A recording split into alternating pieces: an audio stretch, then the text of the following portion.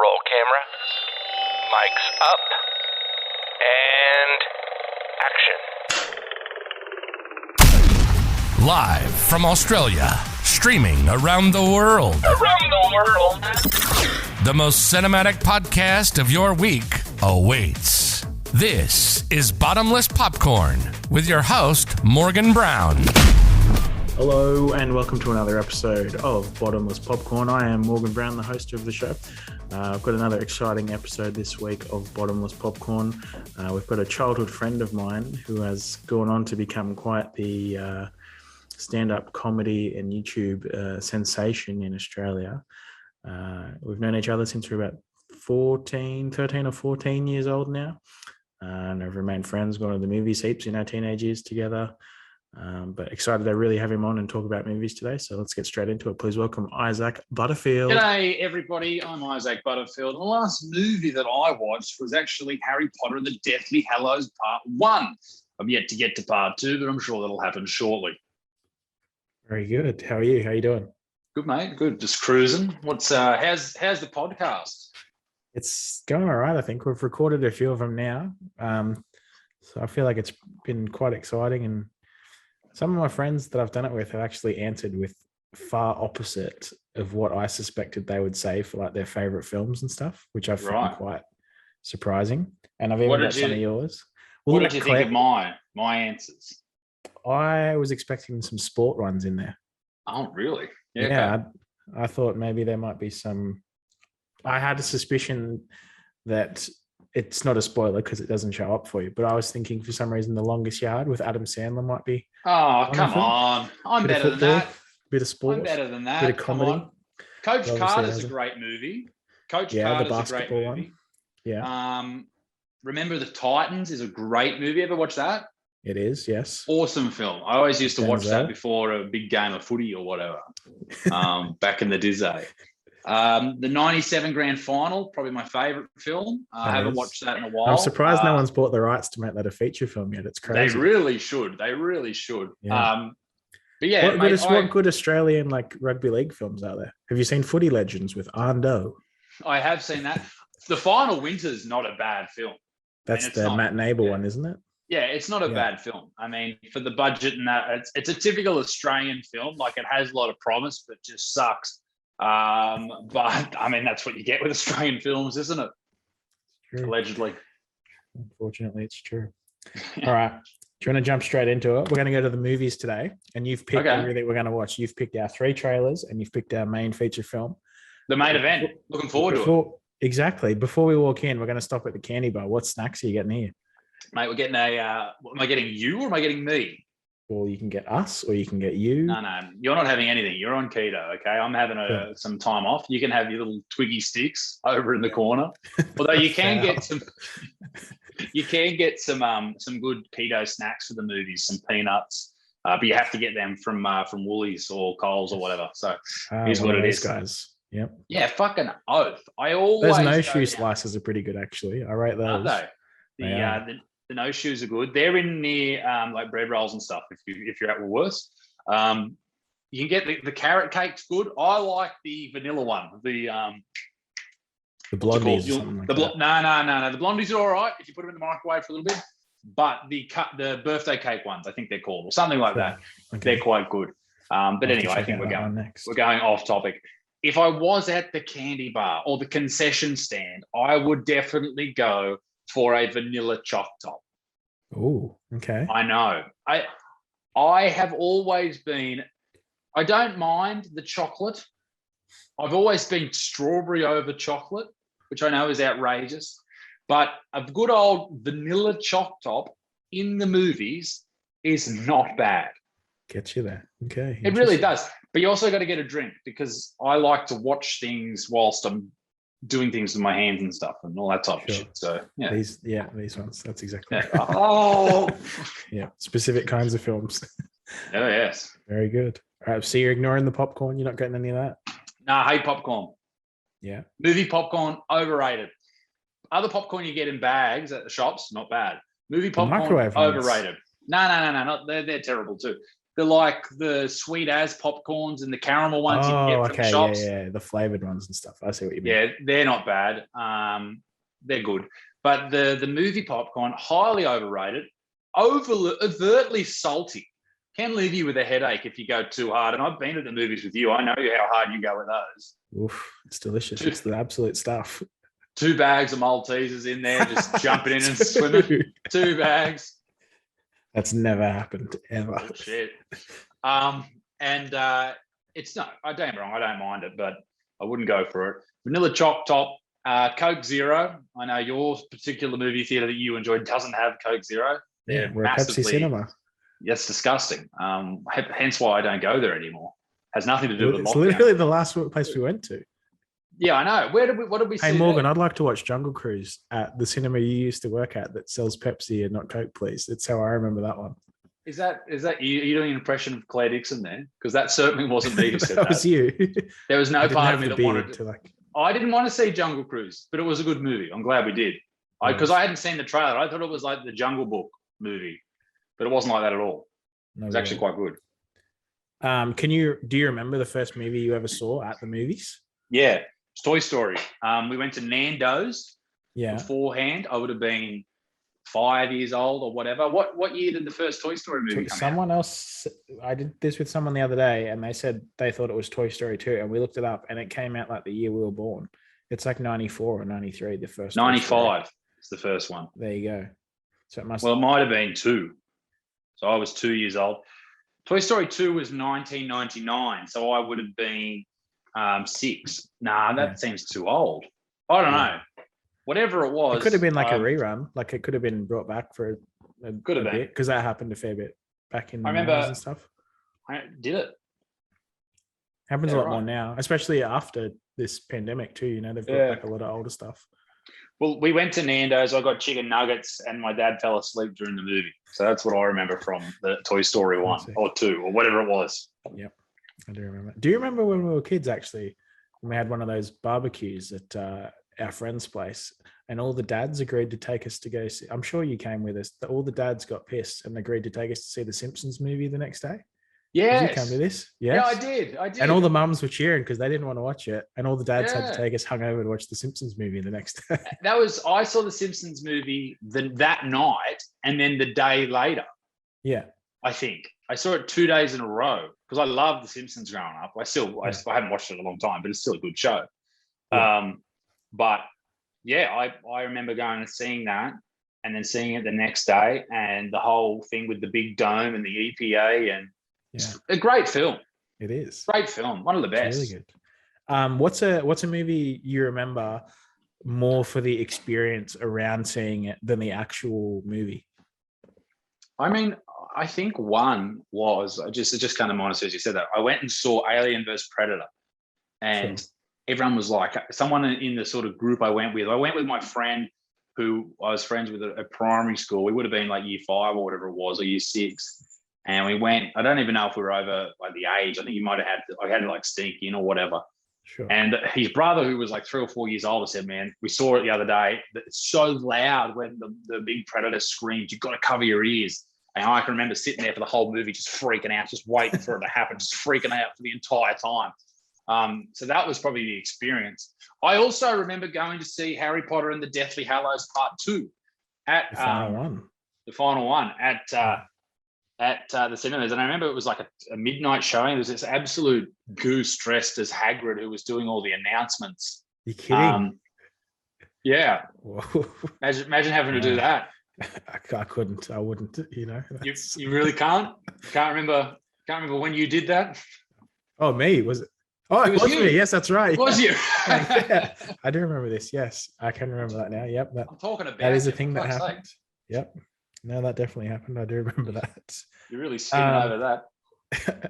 What was that in 2010, 2011? Yeah, I remember sitting there. I was like 4 rows back. And I was like, oh, it's Morgan. Hey. Jeez. What about if movies are based on like books? I know you actually like read like substantial novels and stuff a bit. Like if comic books, do you read or do you follow that kind of thing? I don't really read novels. I'm more of an educated man. But I do like some of the film adaptation of Stephen King's books. Sure. I think they're always good. That's actually one of your picks, I noticed too in your picks here. Oh yeah. I feel like the story behind it is really cool. I do know like the whole like backstory behind that. Like in the novel, apparently it comes from like or the planets are all sitting on a turtle or something. It's a whole big fucking. It's a weird I haven't read the book, but I remember seeing the second film, and it ends a bit bizarrely because of that. Yeah. So there's a turtle involved that all the planets sit on. It's a big weird mess. Yeah, I mean, I don't like the Marvel movies. Never been into the Avengers, any of that. Yeah. Not a big fan. I know that breaks your heart. A little bit. It's just there's some Kiwi director that I just. I'll not stand for this. What you're about to say, that's not happening. I'm going to cut that right out. If you think you're putting that comment in this, that's not. What's his name? That's not on. Taika Waititi, and I'll have none of it. Taika Waititi. I tell you what, he can put his tiki torch out. It makes me sick. He's not a good director. Terrible actor. Fabulous, an amazing filmmaker. Check out his work. It's terrific. I've never seen any of his movies. I just know that once I said something about him and he cracked the shits. It was great. Great to get a reaction out of you. You spoke absolute nonsense, absolute slander, and I put you in your place because I wasn't having it. And it was simply not true what you were saying. And it was so uninformed and it was no good. All right. We've got a first trailer coming up. It's one of the films you've picked, and it is Shawshank Redemption.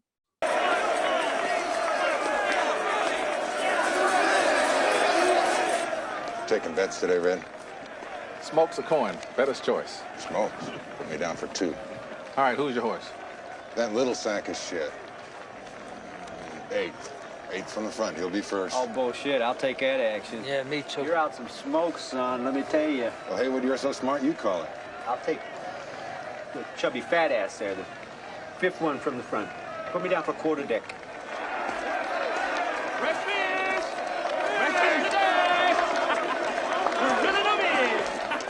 I must admit I didn't think much of Andy first time I laid eyes on him. Looked like a stiff breeze would blow him over. That was my first impression of the man. What do you say, Red? A tall drink of water with a silver spoon up his ass. That guy? Never happened. 10 cigarettes. That's a rich bet. All right, who's gonna prove me wrong? Haywood? Jigger? Skeets? Floyd? 4 brave souls. Return to your cell blocks for evening count. All prisoners return to your cell blocks.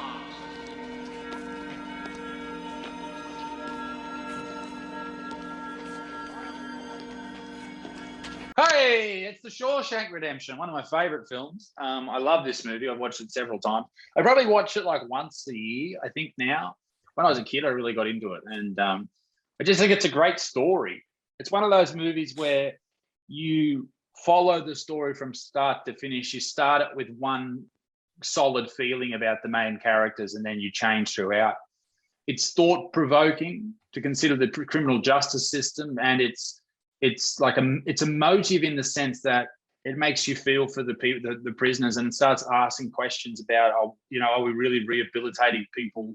And probably was one of the first movies to really look at things like people who spend time in prison then not being able to make it out in the real world. When they get out, yeah. Brooks killed himself because he can't deal with it. He threatens. Cars weren't a thing when he went in, and he comes out. Remember, and like he's like, cars are everywhere. And he said he only saw one of them before he went in. I saw once when I was a kid, and now they're everywhere he goes. So, I think it is a good movie. I recently just talked Dixon into watching it with me. I've been into it for years about it, and she was like, "Oh, fine, we'll watch it," and she liked it too. So I was really happy with that. Awesome. I agree. That's a really good one. I have the unfortunate mistake of seeing that one for the first time in a year 12 English class. Oh, across no. Like 3 or 4 lessons broken down where the teacher just like stops it at points and like terrible. You do breakdowns, and I'm like, damn, I actually wish I had seen that in one proper sitting all at once. I remember going and buying it on like Blu-ray afterward because I really enjoyed it. But I was like, man, I really wish I had seen that. We had outside of this. We had Memento. Remember Memento? That's a Christopher Nolan one, yeah. Yeah, and I've never watched it since because we watched it and I just didn't pay attention throughout the entire English class. I probably should watch it. I think it's on Netflix, but just never got around to it because it was so it kind of dull. ruins it for you. And, it ruins it because you look too deeply into it. 100%. You start trying to just like come up with things that it's a whole mess. I hate it. But anyway, Shawshank's definitely up there with one of the and a very high rating on Rotten Tomatoes. A great movie. Yeah, loved by most for sure. I looked up a little bit of trivia that I thought you might find interesting on this one. Mm-hmm. Shawshank Redemption was released theatrically twice in the year 1994, flopped both times. The first time it flopped so bad, they were like, all the executives like, we just don't think the audience got this. So they tried again and put it out theatrically a second time and still no one saw it. And it didn't find its legs and become financially successful until it was put out on VHS the following year. Yeah. I did That's know madness. That. Because looking back on now, everyone talks about that film about like how amazing it is. And I associate that with like, so everyone must have seen that at the movies, but it was no one would have hit. Yeah, exactly. Yeah. Like that's no one would have seen it at the movies. They would have read the reviews and go, I'm not going to see that. So their first experiences with the Shawshank Redemption would have been at home, which I wonder if that adds to the feeling of like familiarity with the film and why people love it so much. Maybe because the first time they watched it was in their house or something like that. They were just on their own or with fewer people than they would have at the cinema. Yeah, that's interesting. I can't believe that because I just I think worked at the cinema between 2010 and 2020, like all the successful films I can think of were films that were massive and everyone kind of like came to see. But some movies are great, like and they sort of find their feet afterward. I think Fight Club was another one. Yeah, I may be wrong, but I think Fight Club. But there's other movies that do really well at cinemas and that shit, like that New Zealand director Taika Waititi. Not having this. That's all right. I got a couple more questions for you. What movie do you think has the best soundtrack, like actual radio songs throughout the movie, and then has like the best score, like the orchestral music and stuff like that? Best. The worst would be Thor Ragnarok. Absolutely terrible. Absolute slander. That score, I'll have you know, has been done by Mark Mothersbaugh of the band Devo. I don't care what his mother did. All right, get over it. I bet your dad likes him. That's what your dad used to listen to in the sheds before a game. What? Devo. What do you mean? The guy that did the score for Thor Ragnarok was in a band called Devo, and Tony Butterfield used to listen to Devo in the sheds to pump the boys up. How do you know Slapping that? them on the ass, listening to Devo, just partying on in the sheds at Marathon Stadium. What did Devo even sing? I don't know. I just know that's the band. Devo. I'm sure I can. Hold on, I'll look it up on Spotify. Devo's a type of car. You're a fool. The best score. Titanic's a great score. Okay, interesting. That was great.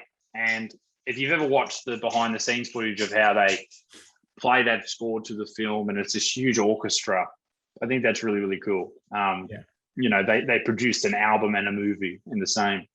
And I don't know. It's probably something I haven't thought about that much, but really, really cool. For sure. What do you think? I'll be interested to see what you say for this one. What do you think is the funniest film? Step Brothers, easy. Yeah. The most well-written film of comedy is Aeroplane. Sure. But by far, Step Brothers, I loved it. Great film. Yeah. I haven't watched it in such a long time. I should watch it again because it is hilarious. I think that came out when we were like 15 or 16 or so, and it was great. It was when we were right on the cusp of the age of the film rating bracket. And not being old enough when it initially came out and just seeing it before it finished. Yeah. I remember, I think year 11 camp, myself and a bloke called Isaac Morgan, we used to scream Step Brothers quotes while everyone was trying to sleep. Get your balls up. Anyway, it's a great movie. Thoroughly recommend if you haven't seen it. I love Step Brothers for sure. I think a movie too that you find really funny is one that is funny beyond the first watch. Like if you can come back to it and laugh just as hard too, like you definitely remember it more. If you like, a lot of people watch movies and you say it's funny, but I don't know if you come back to it in a year's time or however frequently you want to come back to it, if it doesn't continue to make you might laugh. watch it. You might watch it mindlessly, but there's very few films that you'll watch again and actually audibly laugh. Yeah. So yeah, I think Step Brothers is definitely that one. For sure. What about Scariest Film? What do you think is the scariest film you've ever seen? You know what I hated? Based on not genuine fear. I think the second Conjuring is scarier than the first. Yeah. I think that the genuine fear was, and it's a bad movie, but the second Blair Witch Project. Oh, like the found footage. Oh, the whole thing is just running through the woods, and then every like 45 seconds is just something that just jumps out and it's like, ah! It's like, fuck. I watched the whole film just doing these ones. Yeah. But that's an intense movie. Do you remember when we went and saw Paranormal Activity when we were teenagers? The first one. Yeah, that was good. That was scary. Did not rate that. I remember when that happened to start. I remember when you're being a big old hero trying to show off to one of the girls that came. I remember. I don't know what you're talking about.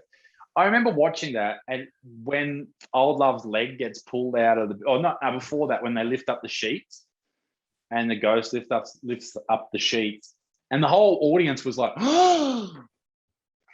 Like, I don't think you'd get that now. Yeah, no. I really can't see that happening.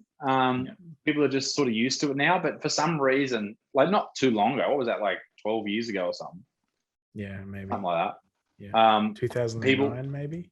Yeah. People were genuinely like, I don't know, scared, shocked. Frightened, yeah. Frightened, yeah. That movie's like, that was made for like $15,000. Yeah. Like, but I think too, it was also, it had that Blair Witch thing where it was like found footage. Yeah, like this wasn't a movie. This was a video camera that we found that had this recording on it. And there was people that genuinely believed that. And when you think about it, like, hang on, if this was a crime scene, would they really just play this at the movies? Yes. Yes. No, I agree. But yeah, no, that was definitely creepy. But yeah, the Blair Witch second one, if you ever see that, it's just, yeah, it's a big mess. But anyway. What's coming up next in the trailers? You've got No, you don't. What do you have next? You have the Conjuring. The Conjuring is what you got next. We're changing tack. Let's have a look at The Conjuring. Hello. Hi. Hi. Thanks for coming. Hi, I'm Roger. Lorraine. Hey, nice to meet you, Roger. Ed Warren. Thanks for coming. Mm-hmm. Please come in. Thank you. So. Oh my God, look at you all. Who are these beautiful young women? It's Andrea, the oldest, Nancy, Cindy, Christine, and April. It's Mr. and Mrs. Warren. We're all sleeping down here now. The girls feel safer and it's warmer. I'm constantly turning up the heat, but the house is always freezing. It's not a problem with the furnace, though. I mean, not that I can find.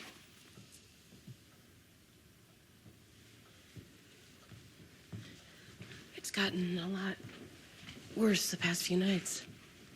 There's this awful smell like rotting meat that moves around the house. What? What is it? Well, rancid smells could indicate some type of demonic activity. Oh, my God. Well, that's to keep those doors from banging at night. Otherwise, it's like all night long, just like that. Does it come in threes? Yeah. Stops at dawn? Uh-huh. Well, sometimes it's meant as an insult to the Trinity, the Father, the Son, and the Holy Spirit. I was shit scared of this. I didn't watch it for years. And I think I first watched it with Dixon when we first started going out years ago. And I think it is, I love horror movies. I know you don't. We've dragged you to a couple over the years. You saw the last Conjuring with us, right? Yeah, we watched the third one just before we went into lockdown. Maybe it was the second last thing we saw. Which I thought was too too fake. It relied too much on the computer generated images, the special effects, those type of things. Whereas you go back to the first Conjuring and they're talking about Ed and Lorraine Warren and their journey to a particular house that is haunted. And what's the old mate's name who plays the dad in it? Do you remember him? Patrick Wilson, is that? No. He plays Ed. The other bloke, I'll have a bit of a look. He's a really well-known actor. He's in a lot of different things. Oh, I know what he's in. He's in, and this didn't make my list because he couldn't. It was a mini series and not a movie. Yeah. But my favorite all over movie mini series that I've ever seen is Band of Brothers. Sure. And Ron Livingston, who plays the dad in that film, plays Nixon in Band of Brothers. Yeah. Anyway, it's a well-written film. James Wan directs it masterfully. And the way that he works around not showing the ghostly apparitions and shit early on in the film is really, really, it creates the fear within yourself rather than being shown it. And that's what we saw in the third one. Everything was shown to you straight away. The Nun, not the Nun, but the second Conjuring is still good. Like they use a creepy nun. And I think that's quite good. But the way that they don't show anything for a long time in the first one, that's I actually think something possibly worse. And when you actually see it, it's been built up in your own head, like your own fear. You've projected your own fear onto what their teasing is to come. Absolutely. Yeah. And surprisingly, the second Conjuring was up there with the first one. Very rarely do you get a sequel just as good. Have you watched both of these movies? I think I've seen the second one and the third one. I'm not 100% sure I've actually watched the first one. You should watch the first one. It's good. It's really, really good. I highly recommend it. And, it's got a bit of history to it and all that type of stuff. So, I really enjoy The Conjuring. I think it's a good film. I think everyone should watch it, regardless if you're into horror or not, or scary movies or not. There is a lack of jump scares, which I like. I find them very cheap. Good film. It is. There's a bit more trivia on this one. And one of them, I think, kind of falls directly to what you were talking about. But the film is shot in chronological order. The first one is. So I can imagine, like, for the actors' benefit and the people making it, exactly what you were just talking about, like not seeing it, but building up until that final reveal, shooting it that way definitely helps. And obviously, with everything you just said, obviously kind of proved that by the way it affected you and how you felt about the film, I think. For a film that contains no sex, nudity, much coarse language, and is also mostly bloodless violence, received quite a severe rating. So in Australia, it's rated MA. In America, it's an R rating, which is the equivalent, I'm pretty sure, over there. But it doesn't have things that would normally be associated with a film rated that. It's rated that purely because of the suspense and the actual fear that is intended to occur while you watch the film, which I thought was quite interesting that it's been rated, or not censored, but rated to such a degree. I thought was kind of... Well, they are those movies that you were speaking about before that are an experience. They're not just entertainment, mindless entertainment. It is genuine, stress and fear and all this type of stuff that goes through your system. It's not something you go to watch just to be entertained and relaxed. It might be, but if you're really into that. But if you go and see it, chances are you're going to be stressed throughout it. You're going to be feeling all these different feelings. And I think they really achieved that quite well. Do you, if movies win awards and stuff like that, or are getting really great ratings and stuff on, I don't know, Rotten Tomatoes, is that do you follow that? Is that a good indication to you of, I'd probably like to go and see this based on the response it's getting? Awards, not so much. I know there's a lot of movies that have got big awards and they're shit.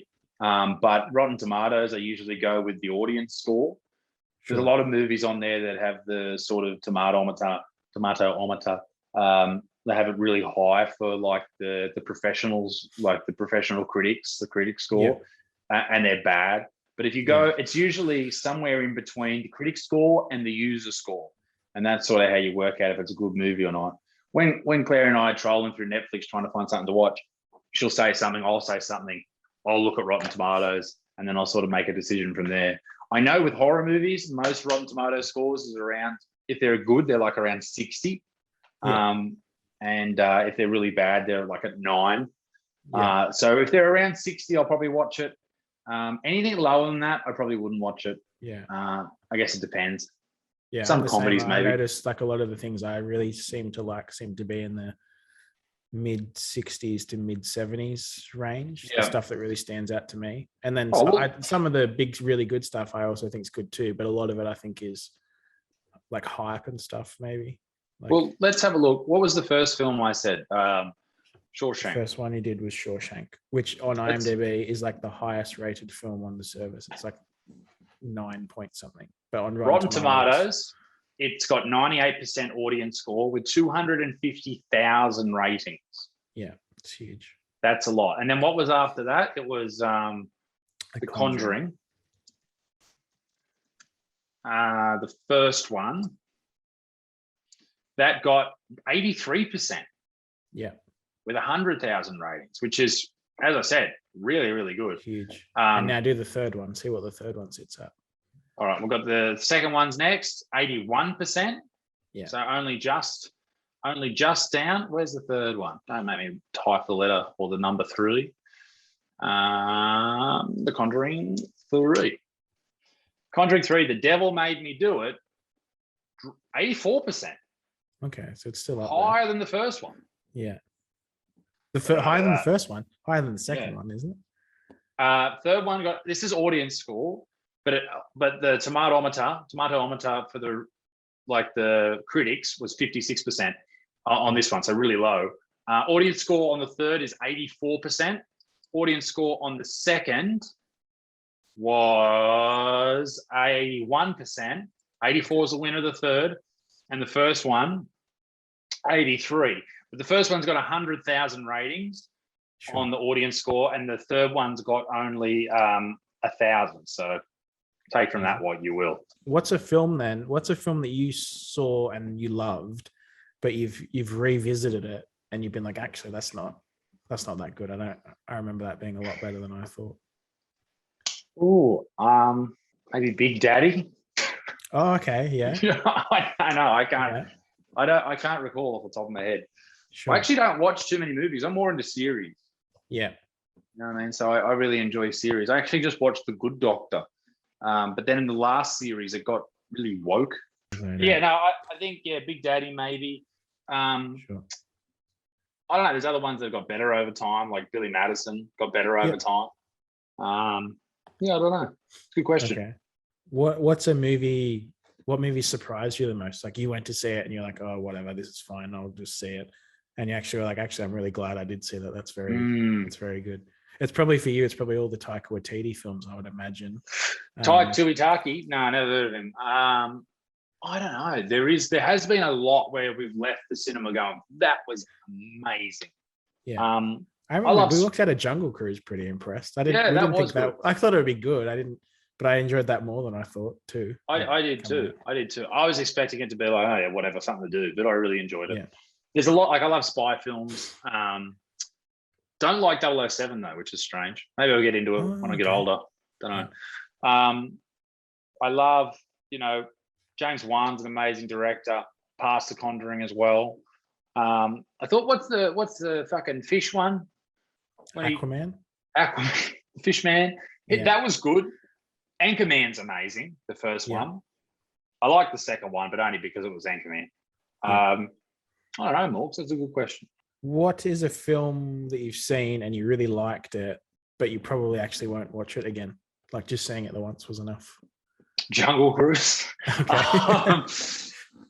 I don't know. I think movies like The Notebook. Yeah. That's a good movie, but I can't see myself watching it too many times. Yeah. The Green Mile's good. I've probably only watched that twice. Yeah. And I feel like that and Shawshank often get paired together. They're very similar too. Yeah. They should have. This is what they should have done. They should have done it. Was Spielberg the director in both? No, not neither, I think. Yeah, well, I guess I was wrong. You sure? I'm sure because he's involved Shawshank is somewhere. Frank Darabont. And I'm not sure who Green Mile is, but I don't think it's Spielberg. Let's take a quick look. Are you pulling it up? I got to be somewhat right. Director. Green Mile is directed by Frank. Frank They're both Darabont. directed by Frank Darabont, not Steven Spielberg. They do both have the same director. So, okay, sorry. My mistake. I actually meant to say Frank Darabont. I'm sure Steven Spielberg, I can't spell, Spielberg.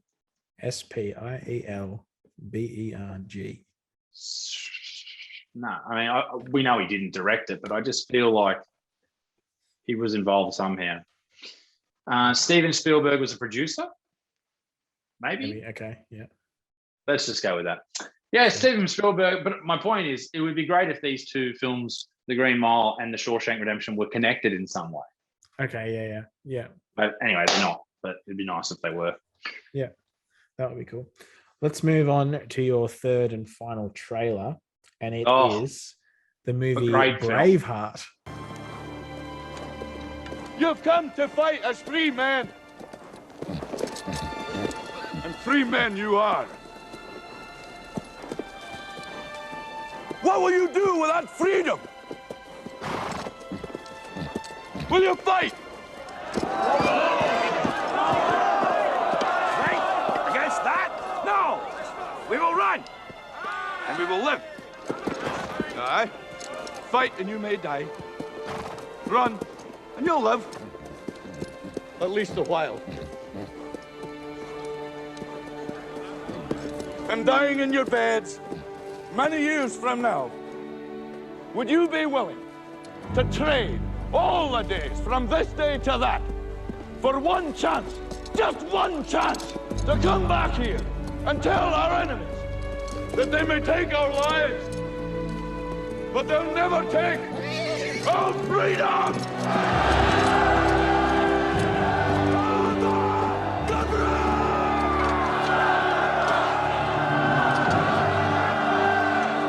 Oh, Sons of Scotland. What a great movie. I love Braveheart. I think it's a great movie. It's actually, as I watched it, I only used to watch the fighting scenes. I don't know what that tells you about me as a kid, but but the story is really good. Quite a sad story and a quote unquote true story. When we were over in Scotland, we got to go to his memorial. But yeah, no, I love Braveheart. I think it's a really good film. Yeah, cool. I did look up a bit of info on this one that I thought you'd find interesting too. So Mel Gibson initially turned down the opportunity to play the role of William Wallace in the film. Yeah, it's because Frank Darabont wasn't directing. It sounds about right. But then he was told by Paramount Pictures that they would only finance the film if he would play the character. But he didn't want to because he thought he was too old to play the character, which I thought was pretty cool. Interesting reason. For a film that's also set in Scotland, only a very few scenes are actually filmed there, with most of it actually filmed in Ireland. Oh. Which I guess looks similar enough, and you couldn't tell. But the same place. Get over yourselves. And then the battle of Stirling was filmed over 6 weeks. Really? Which is huge. That's our Christmas holidays here in Australia. That's massive. And it's a huge battle too. It's massive, and it was shot on film too. It wasn't up to digital yet, which was roughly 500,000 feet of film, which was about 90 hours of footage was shot to create a 20-minute sequence at the end of that film. That's and I don't know if you've seen it, but have you seen the shot in this where they go into battle and they've kind of framed out a road? There's like a green sloping hill and just a white van just comes around the corner. Really? Have you never seen this? No, I don't think I have. Just Google image search that for yourself now, and you'll just white van in Braveheart. Yeah, I'm pretty sure they're like all about to take off, and there's like a sloping green hill. Isn't there a plane in Troy as well? Probably. Oh yeah, there's two. Fuck me. It's coming out of nowhere. That's so bad.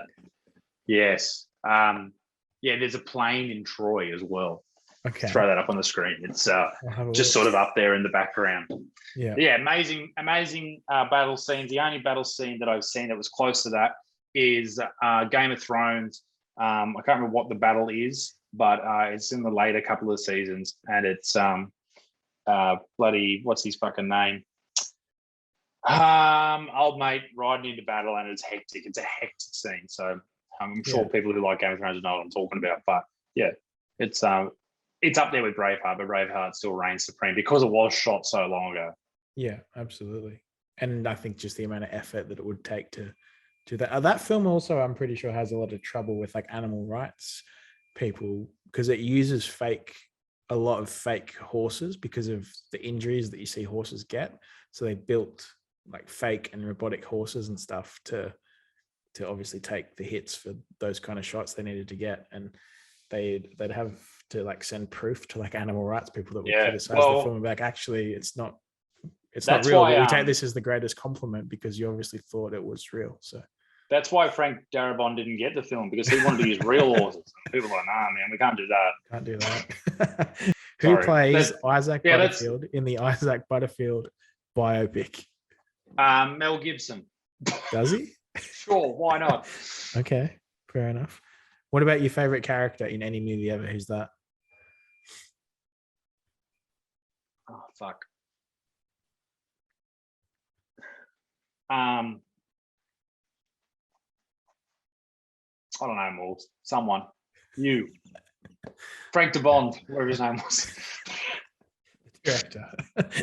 Very good. What about your favorite filmmaker? I'm going to assume it's Frank Darabont or Taika Waititi. Frank Darabont and Ty. If those two team up with James Wan, I'm going to be the happiest man alive. There you go. I tell you who I hate. I hate.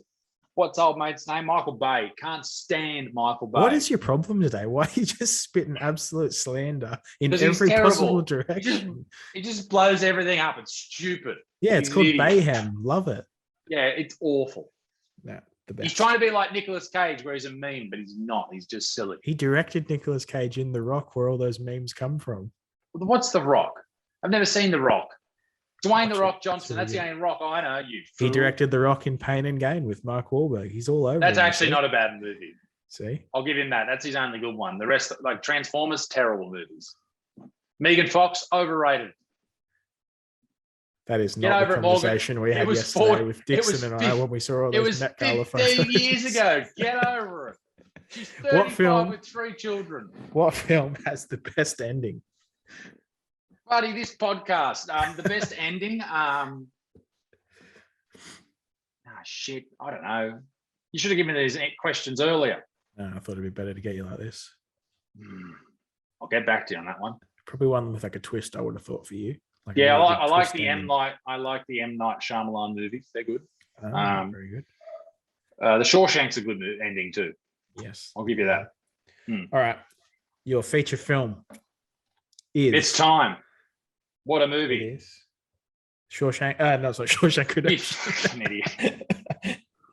It's Saving Private Ryan, which is directed by who? By Frank DeBond. Steven Spielberg. Clear the rim! 30 seconds! Got me with you! North side stick, starboard side stick. Move fast and clear those murder holes. Want to see plenty of beat between men. 5 men, just use the opportunity. 1 man's a waste of ammo. Just stand out of your weapons. Keep those actions clear. And I'll see you on the beach.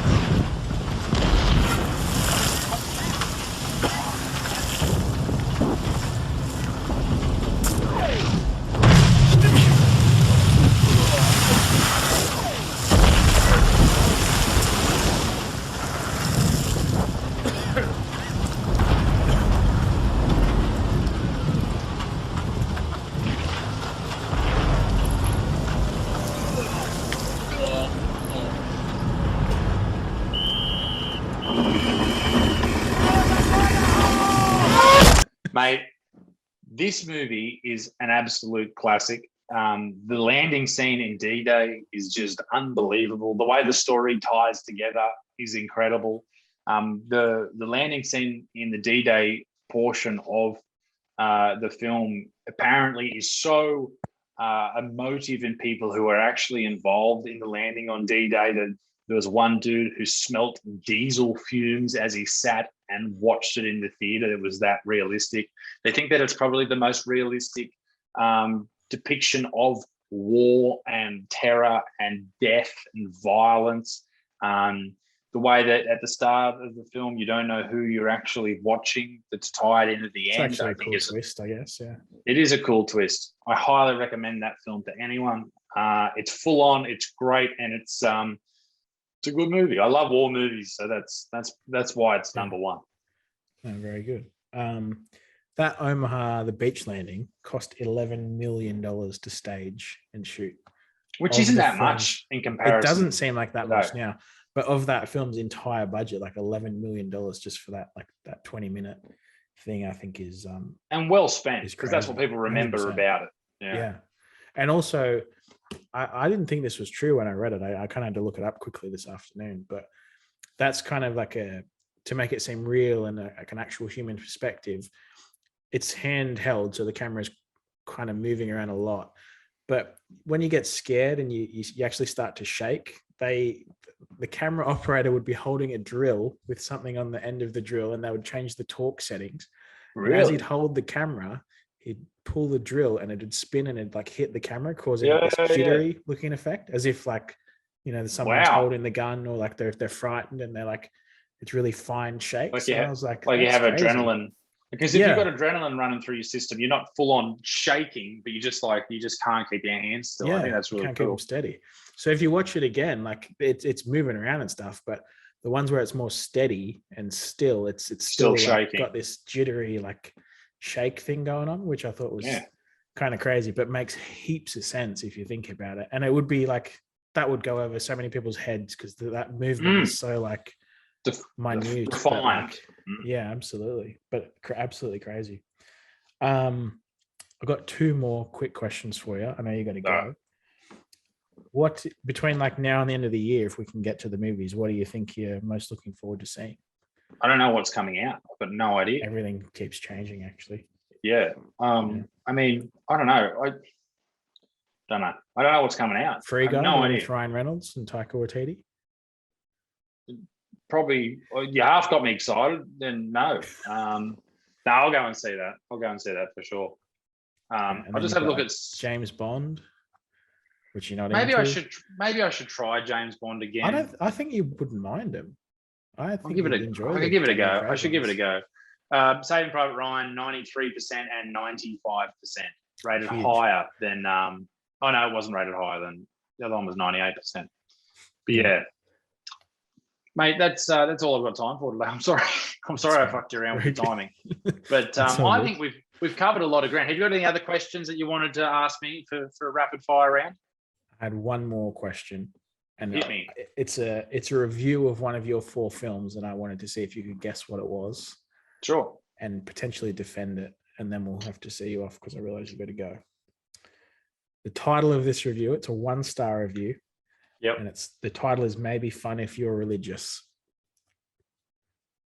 It starts pretty good and interesting, but you'll soon figure out it's just a religious, boring, cliche after cliche movie. What movie do you think that is? That's it. It'd have to be The Conjuring.